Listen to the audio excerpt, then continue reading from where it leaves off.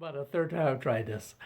Hey, I'm going to service the batteries on my bass boat before I take it to the lake and get ready for summer. Thought maybe you'd be interested in seeing how I do it. Just got to add some water to the batteries, clean off the top, and check the voltage on them, charge them up. Here we go.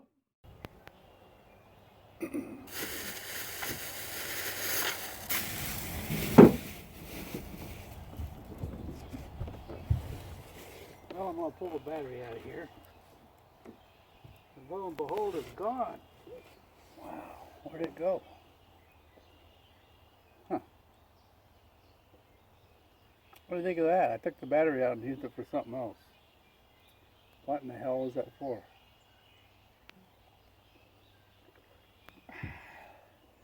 Now I gotta go find it. Let alone fix it. No battery in there. It's gone. Well, now I remember where I put my battery. I used it for my log splitter, the starter. So this battery was charged about, I don't know, a couple months ago.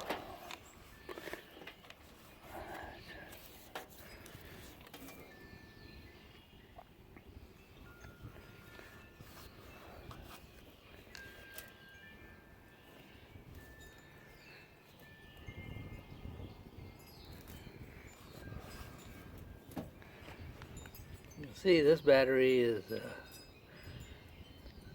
2006, so wow, it's 5 years old. Probably didn't have a lot of life left in it. I'm going to pop these covers off. I took a rag and wiped off all this dirt. I don't want any dirt falling in it. And check before I put the charger back on it. I'm going to make sure it has water.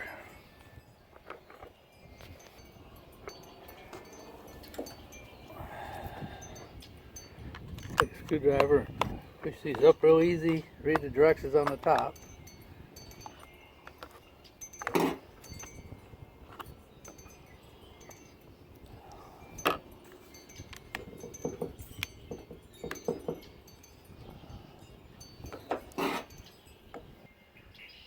If you look in there, I don't think you can see it, but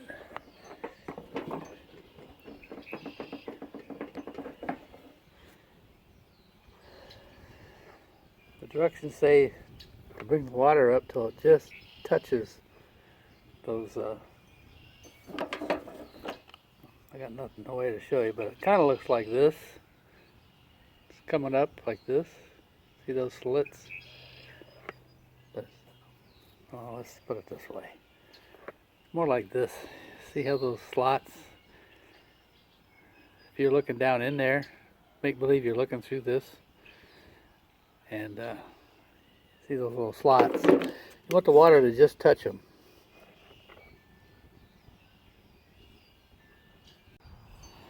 Okay, so here's a turkey baster, or whatever you want to call them. About every kitchen has one.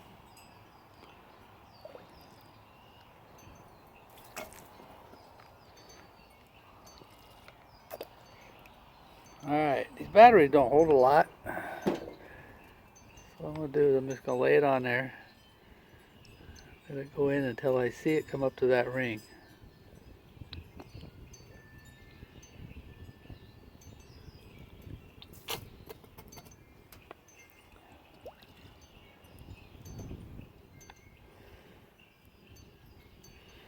Can you see the difference? Let me wiggle it. Get it at all angles here. Okay, that one's full and that one's not. When it touches that split ring, it looks different, okay? You'll see a difference. It's not a color difference, it's a reflective difference. After you've done a couple of them, you'll notice. If you get a little too much in, it's not the end of the world. Just don't fill them to the top, okay? pull them up till it gets to that split ring. What that's doing is it gives you a little bit of room for expansion. Remember, I'm doing this with a coal battery.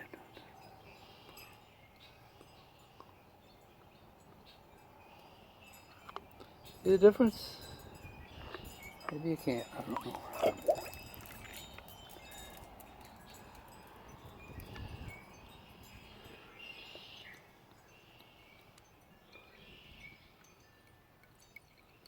But I can.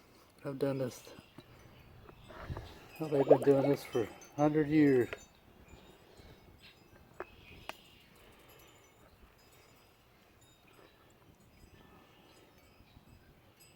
This is just a standard marine battery. I don't know how to do the other batteries. You tell me. But if you've got a standard battery, this works on your car battery.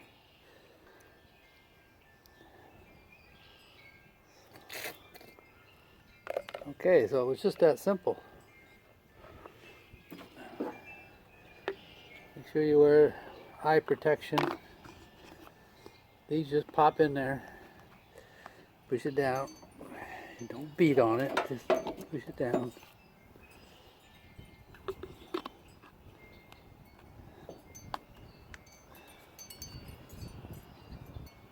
Read the directions.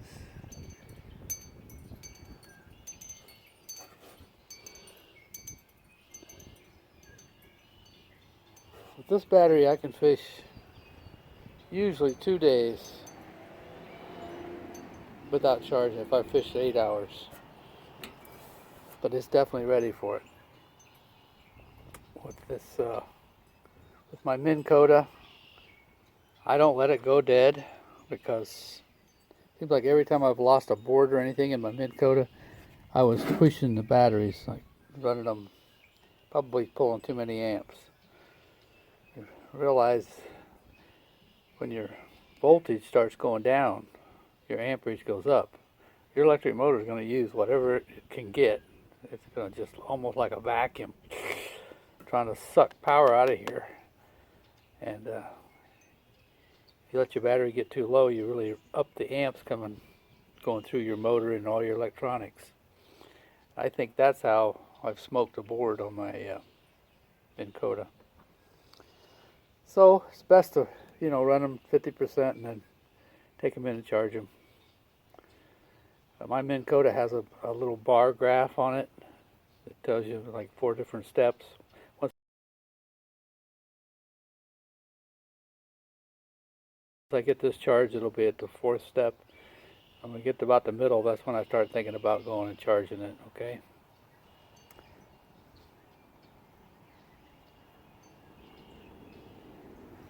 Like I say, I have ran 2 days with this battery. That's when this battery was new. So I don't know now. Now, if it gets down to 50%, whether it's a day or 5 days, I take it in and charge it. This summer, I'd like to put a little charging station right on my pier, so I could just plug it in there without taking it out of the boat and carrying it up to the house. But we'll see how that goes. I don't know if I'll get that done this summer. Okay, so I'm getting ready to plug it in. We'll see what we get. See if I can do that and hold it at the same time.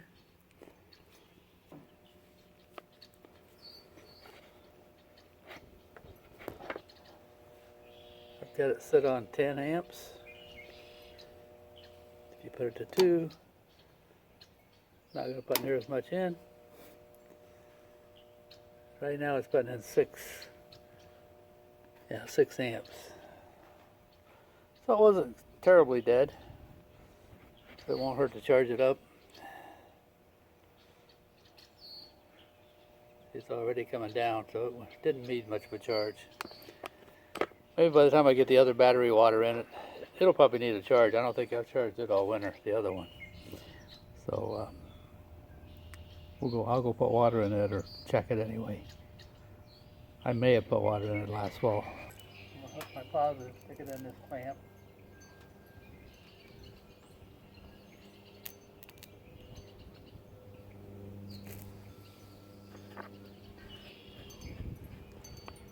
Well, that kind of shocks me. Okay, I'll put it on a different setting here.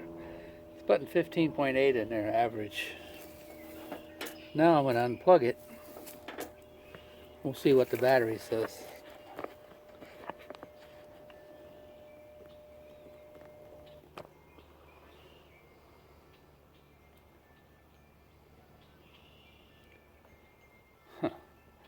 So, that's more what I expected, was the 14. I didn't expect to see 15 volts going into it. But whatever it does a good job. It's a good charger.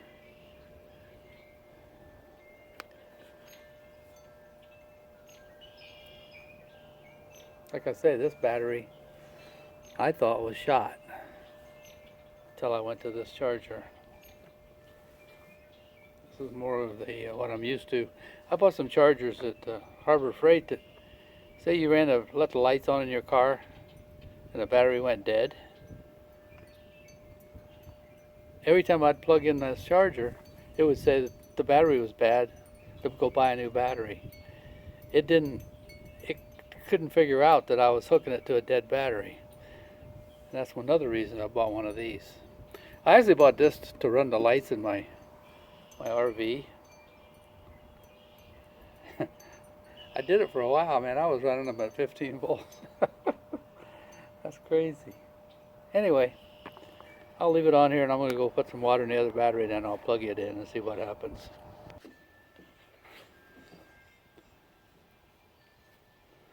Before I take this charger off, I want to show you, I got it on 2 amps,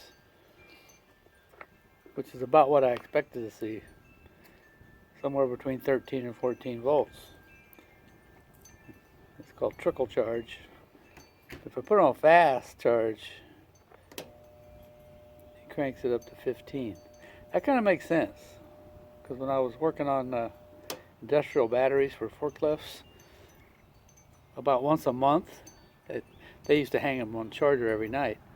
But once a month, part of my duty was to go around and turn them all on. The hell did they call that? It was kind of the same thing. It put about a volt extra.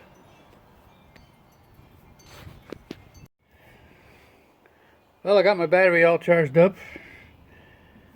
I had it. I put it on last night on trickle, and then I put it up on 10 for about 15 minutes.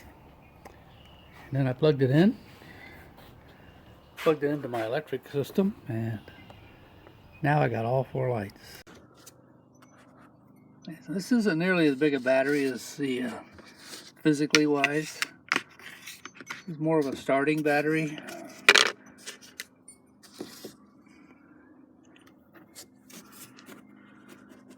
It just needs a little water. It's almost to the rings.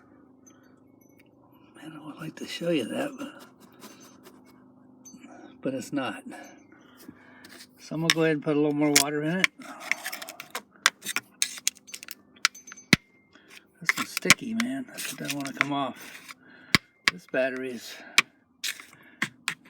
probably only a couple years old. I can't even tell you where and when I bought it.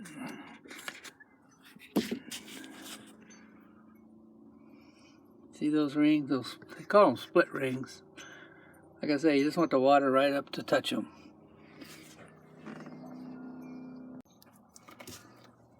I think you can tell right here now. See those 2 on the right? Those are full. Oops. And the one beside it isn't. See the difference in the reflection? It's really pretty easy once you've done it a couple of times. This is real important. You got to keep water in them. If you don't, they're not going to last very long.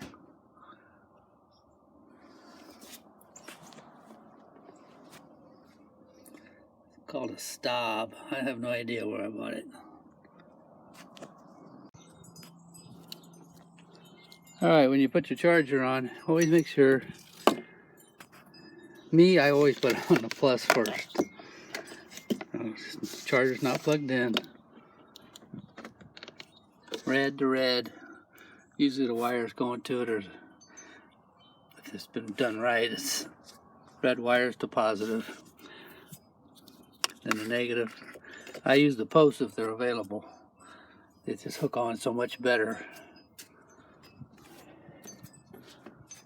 This time, I'm going to hook up my meter first. As you can see, we've got less than 12 volts in that battery, so it's pretty dead.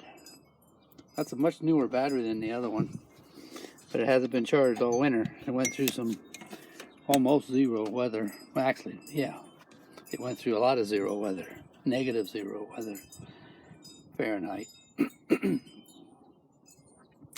So now I'm going to plug it in.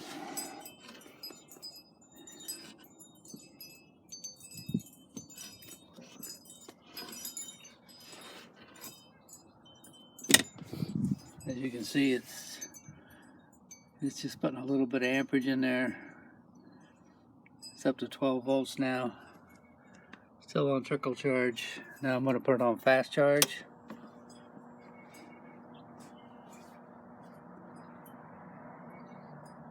Huh. We're pouring it to it, man. It's maxed out at around 10. I'm putting 13 volts in it, so remember, the charger has to overcome the voltage of the battery.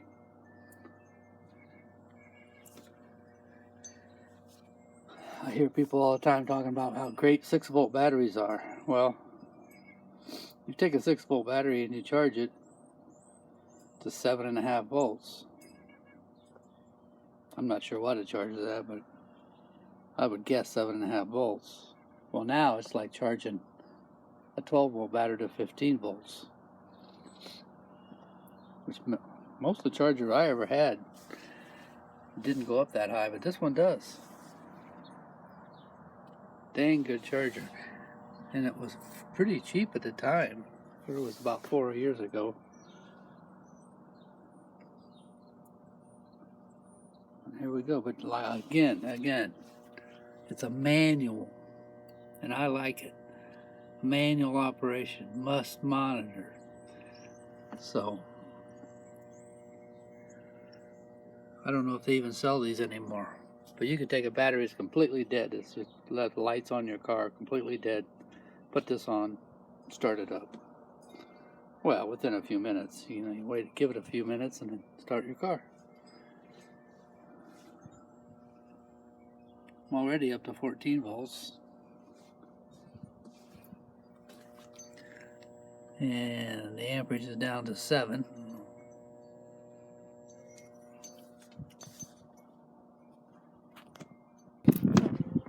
Last summer, I used this boat all summer, off and on, at the cabin. And the live well runs off of this. A lot of things run off of this battery, including what we were just looking at. And I never had to charge that battery. That motor, just running around at 10 miles per hour, kept that battery charged. I was shocked.